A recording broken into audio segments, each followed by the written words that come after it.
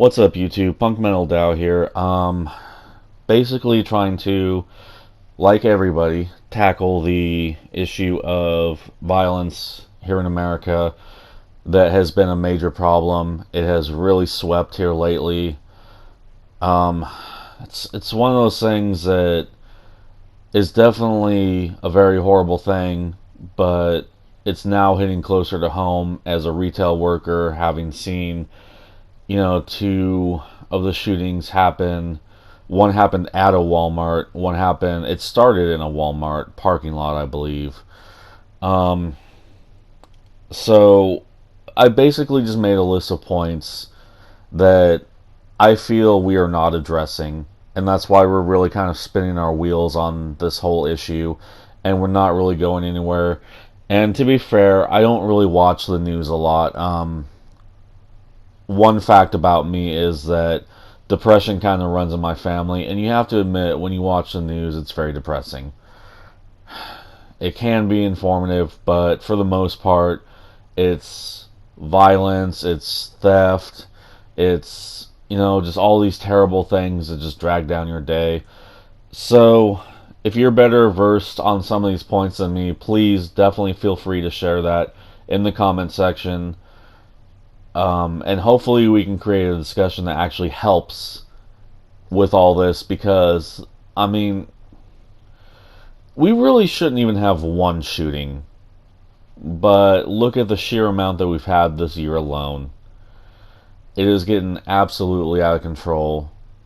And this really has to stop.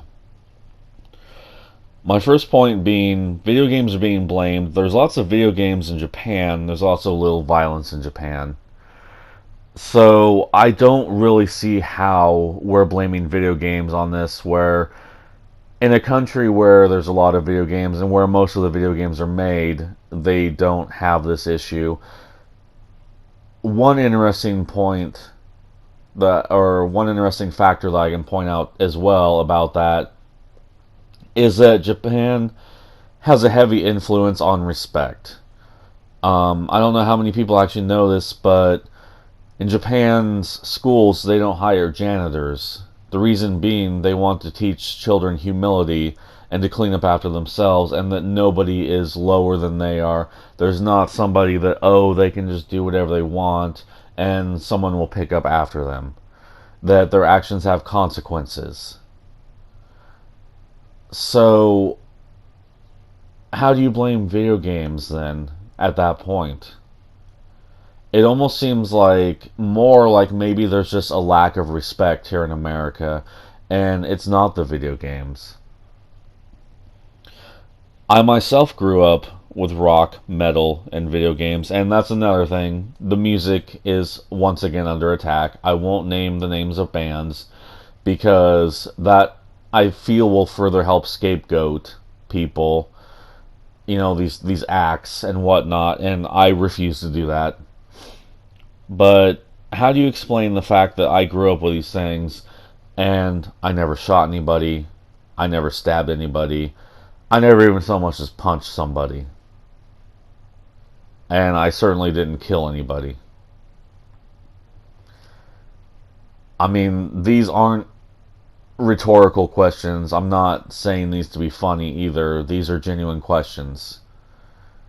If you need to pause the video to really contemplate these, go ahead.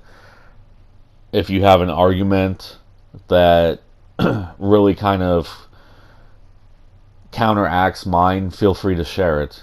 Like I said, I want this to be an open, tactful, respectful debate in which we're actually seeking answers to this problem. The sheer amount of people who listen to rock and metal and have never done this.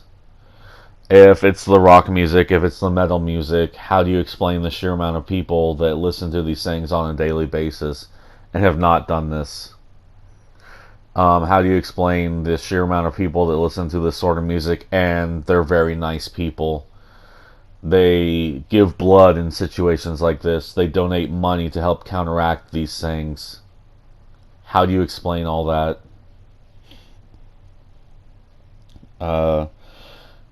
I hate to say this, but the people pushing agendas in times like this are sick too.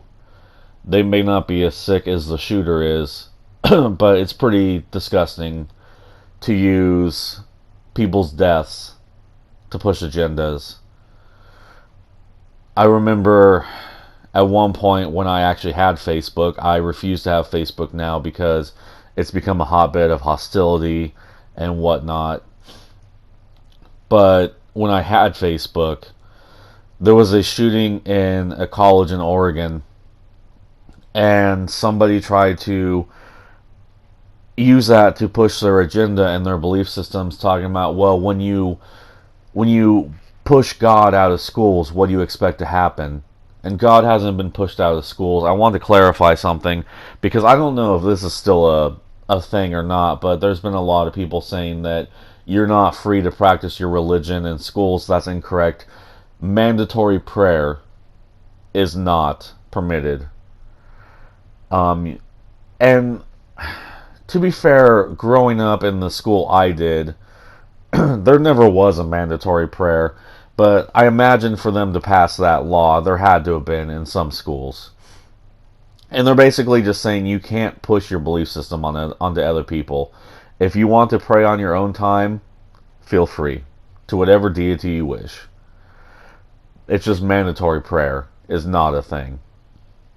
But going back to what I was saying, he used this to push an agenda, and I was born in Oregon. I may be living in a different state now. I've lived in 4 different states, including my home state of Oregon, and nothing against any of them. I've met some really awesome people in all the states. I've met some not so great people, but that's life. You can't necessarily blame the state for that. I've had new experiences. I've learned things. But I will always be an Oregonian. Even if I personally don't agree with the political climate that's going on there. A little elaboration on that. Back in my day, being liberal meant that you wanted weed legalized and you wanted gay people to have rights. And back in the day, I was liberal because I see nothing wrong with weed in moderation as long as people don't get, addicted to it and let it rule their life, which doesn't seem to happen a lot. I think that's more about people with addictive personalities than anything. And I have nothing against gay people. I have nothing against I don't mean to sound ignorant. I don't even know what it's considered now. It used to be LBGT. Now it's like LBGTQ plus, I believe. But regardless of whether or not I know the correct terminology, I have nothing against lesbians, gay people, transgender people. Nothing. They're people too. But now, being liberal means just blaming white straight guys, and I'm like, no. I mean, yeah, some white straight guys are a problem too, but people in general can be a problem. It's not one group of people. It's people. We all have our strengths. We all have our weaknesses. We need to improve upon those weaknesses. But instead, we're pointing fingers at everybody else and pushing agendas on the backs of dead bodies. And it's quite frankly disgusting. Condemning breeds anger. Anger can breed violence. So this kind of further explains my last point. When we're sitting here pointing our fingers at everybody else and we refuse to look at ourselves, we refuse to look at the flaws within ourselves, we refuse to improve upon the flaws within ourselves, and we just go around condemning everybody else who's not us, that creates problems. And to be fair, it's probably not the bulk of the mental problems that drove these people to do what they did. But it definitely does not help. It just kind of adds on to the pile. But we kind of seem to do it anyway. We'll sit here and, well, I'm not to blame, everybody else is to blame. I'm so, and no. To a certain degree, we're all to blame. I have my faults, I'm to blame for certain things. But at least I admit that, and at least I'll try to improve upon them in the future. I don't know how many people will kind of have that mentality as well and do the same. We must all learn respect or patience, humility, control, respect, discipline.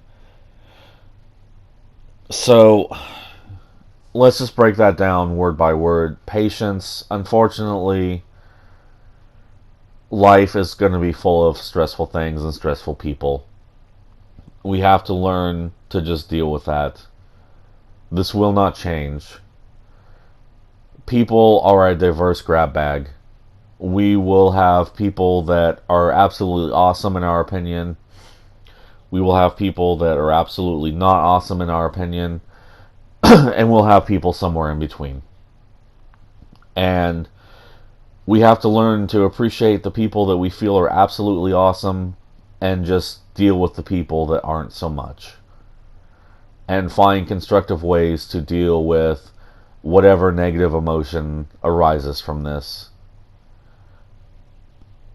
Humility, going back to what I said about a couple minutes or so ago, I have problems too. I'm not the solution for everything. I don't have all the answers.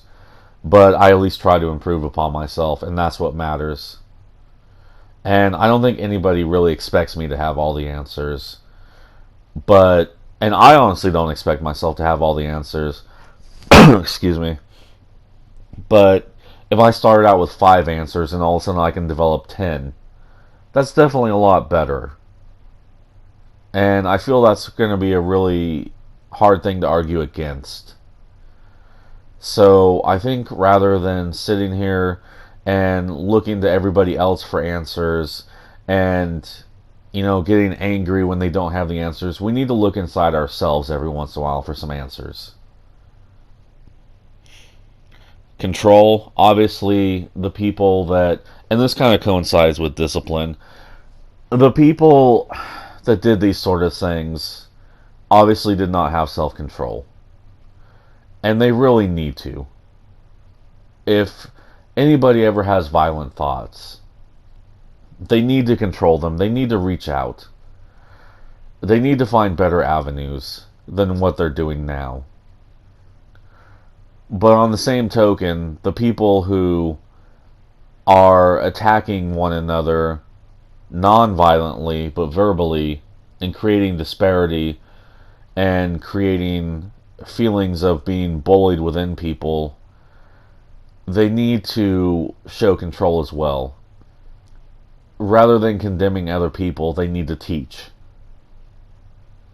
But I don't really feel like that's something that happens very often.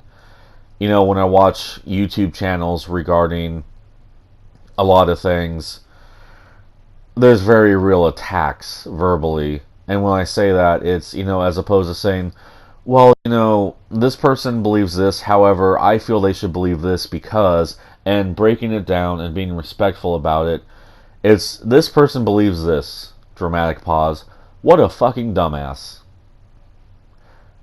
Do we really feel that calling each other things like that is going to help anything? It'll help the person feel a little bit better, the person who said that, but look at what you're projecting out into the world. Do you really think that's going to make the world around you better? And I mean, if you can't control yourself from doing that, at least maybe just do that in private. I'm not trying to censor people. I'm honestly not about censorship, but I don't think that being hostile towards somebody is going to improve anything. And if you call somebody something like that, they're going to have feelings of hostility because you're portraying hostility. And some people do have enough control and self-discipline to just shrug that off, but some people don't. And we really have to consider what we're doing. We're not a singular person. We are surrounded by other people who, again, are very diverse. So, if I get angry and I call somebody something like that, there's a possibility they can just shrug it off and listen to what I have to say anyway, or there's a possibility that they'll become very irate and refuse to listen to me. We don't know. And that just kind of coincides with the respect that I brought up. Oh no, I was going to bring up. I'm sorry. It's early morning. We have to learn to respect each other. There's no respect anymore. And everybody feels disrespected in some regard. And it's because we're not listening to the points that each other have to make. We have to be willing to listen to people that we don't particularly care for and find the good in them. As much as I'm sitting here talking about peace, there's people that I don't particularly care for, but that's part of being human. But I still recognize that their life has value. That they have, even if I may not agree with everything they say, that they do have some good opinions on things, and that they do have some things figured out, and that I can learn from them. And that's one of the most important things. And honestly, as I sit here and talk about these things, I get that it's difficult to always do these things. We will always falter. I falter. I'm not sitting here trying to make myself sound perfect. I am not by any regards. I get that it's hard. But we have to at least try to do this. Because this whole thing is just getting entirely out of control. Benefits of video games, including stress relief. There have been studies that video games, in moderation, can actually be beneficial for you, including stress relief. Granted, I'm not well versed on this, but I do feel it's worth mentioning, and people should kind of, myself included, should kind of study this more and really see what these people have to say, as opposed to just, well, video games are a thing that a lot of people do, and, somebody shot up a place, so video games. And honestly, this started in Columbine. They played Doom a lot, which I don't, well, I mean, there's remakes of Doom, so actually the newer generation should be familiar with Doom. I don't feel there's really much explanation. Well, I guess for people who don't play video games. So Doom is a first-person shooter where you're literally in hell and you have to react quick and shoot the things that are around you and think on your feet to survive. And Doom was blamed for the Columbine massacre, as well as some music acts. And I don't think it's video games, because again, going back to my last points, I grew up with all these video games, I grew up with all this rock and metal, and I had enough self-discipline to not harm anyone. And honestly, that kind of goes back to the teachings of my parents, and to a small degree, my instructor, because I do have a minor, and I want to emphasize minor, background in martial arts. And my instructor told me that, diplomacy before violence. That he's not teaching me these things so I can go out and resolve petty issues with violence. It's all about self-defense. It's about, if somebody wants to harm me, I'll have the tools to defend myself. So, yeah, I semi got off on a tangent there, but actually research what these people have to say. And don't just blame video games. Actually do some research. Don't just, oh, this outlet said video games are to blame, and these people played video games and they shot somebody, so there you go. There's a lot of really good gamers out there that are decent people that would never do anything like this. But we're going to sit here and blame a hobby. Discerning right from wrong, we're not looking at the mental state of the people who did this sort of thing, and maybe their inability to discern right from wrong, their inability to think about other people around them, about how this will impact the survivors of these massacres, how this will impact their family members and their friends. We're not looking into the mental state of the shooter. We're blaming video games, we're blaming guns, we're blaming music. And kind of coinciding with that, family involvement with the perpetrator. Where I understand when something like this has just happened, not immediately going to the family members of the perpetrator, because the vast majority of people are going to be sickened by this sort of thing, including the family members.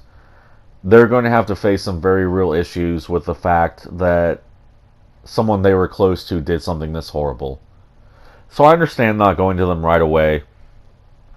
But before we're even asking them, how many red flags did this person, put up, and what was done when these red flags were presented? Our knee-jerk reaction is to blame video games, guns, and music. We don't have all the answers to this quite yet, but we think we do.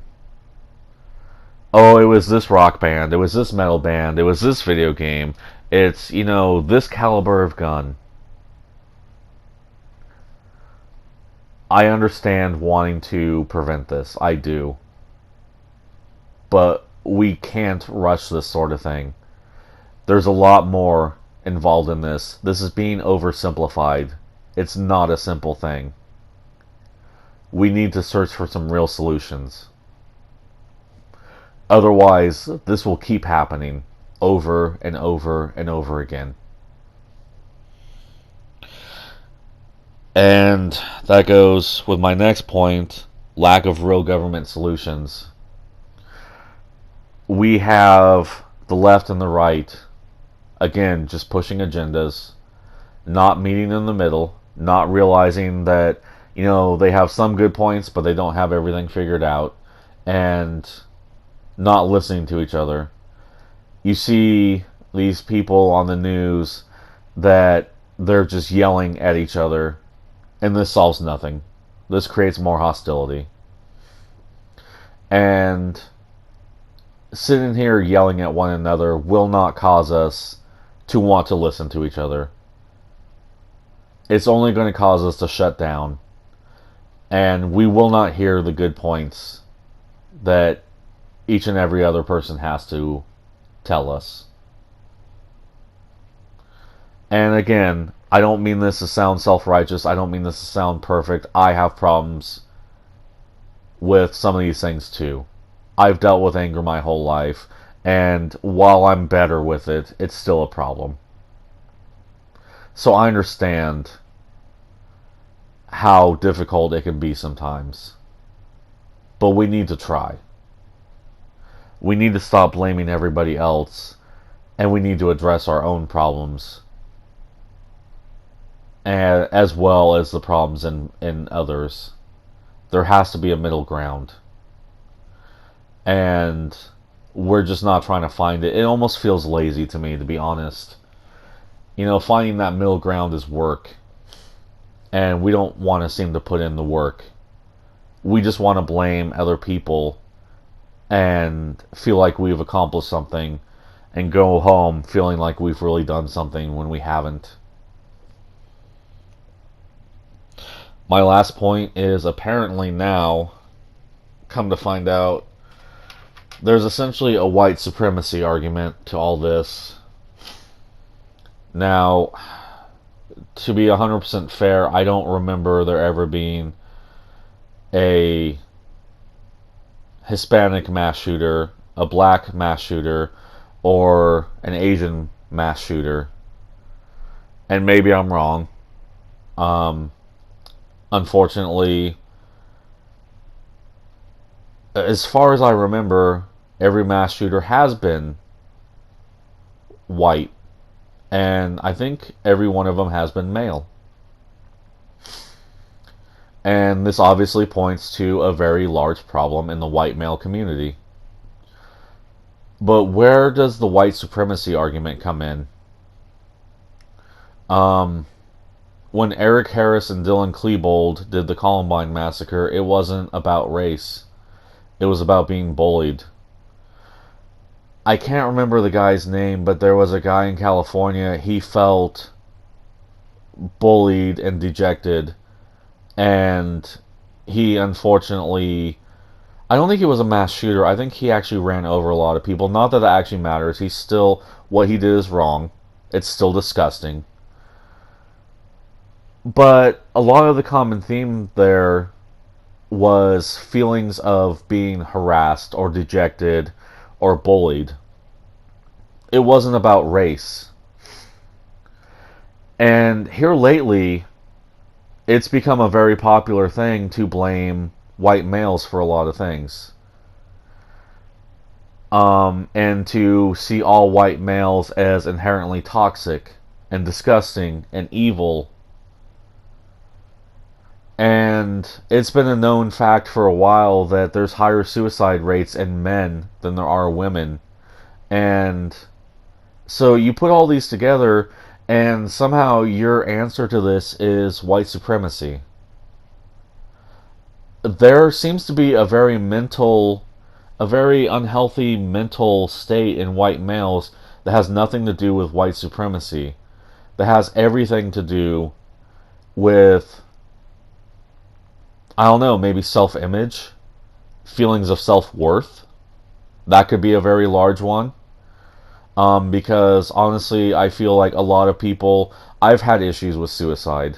I've had 2 times in my life where I felt that I just wanted to end everything, and it was more of an issue of feelings of self-worth and feelings that my life was going nowhere. So honestly, I think that given these factors, if this is a huge problem, if mass shootings are a huge problem with white males, it's feelings of self-worth. And either way, the epidemic, not necessarily epidemics with suicide, if there's more suicides in males, I know what I'm trying to say, but it's just not quite coming out. But yeah, I just feel free to explain this whole white supremacy theory.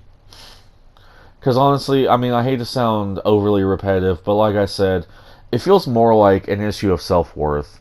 And it feels like there's people who feel like they're worthless, that are taking it out on other people, and that's not okay. I understand that. But if these people are feeling worthless, maybe rather than going around attacking groups of people, we can work to make people feel better about themselves. Because there are white males who were raised to respect other people. And if you only look at the negative side, then yeah, all white males are going to seem like trash. Not all of us are terrible people. So rather than going around and, blaming white guys for everything, realize that people in general are either A, good people, or B, really need some improvement. I've met people from all walks of life that have been really nice, really decent people. I've met people from all walks of life that have been terrible people. I've met people from all walks of life, regardless of skin color, regardless of sexuality, regardless of gender, regardless of religious belief or lack thereof, that were somewhere in between. But it's all just white guys, isn't it? And honestly, even as somebody who's a white male is sitting here trying to promote peace and understanding amongst everybody, it's probably still just going to be white guys, isn't it? But if you like this video, please feel free to like, share, comment, subscribe. hit the notification bell, all the typical crap that you hear at the end of every single YouTube video. And if this simply wasn't your thing, please feel free to check out other videos I have that aren't like this. And if they're not your thing, thank you for giving me a piece of your time. And regardless of where life takes you, here's wishing only the very best to you and all those closest to you. And also, please feel free to check out some of my friends. My friend Black Angus Reviews. He does a lot of movie and TV show reviews and does some political discussions as well. My friend All Your Data Belongs to Us does some very interpretive videos. My friend Roachhead85 plays a lot of Star Wars Battlefront. He is a very great player. And my friend Katarina Ivory has 2 segments, Drag Queen Storytime and Snack Box, or basically trying out different snack boxes from around the world. Katarina so far has done Britain and Poland, I believe. I'm not entirely sure on that. You'll have to check that one out. But links will be in the description down below. And thank you.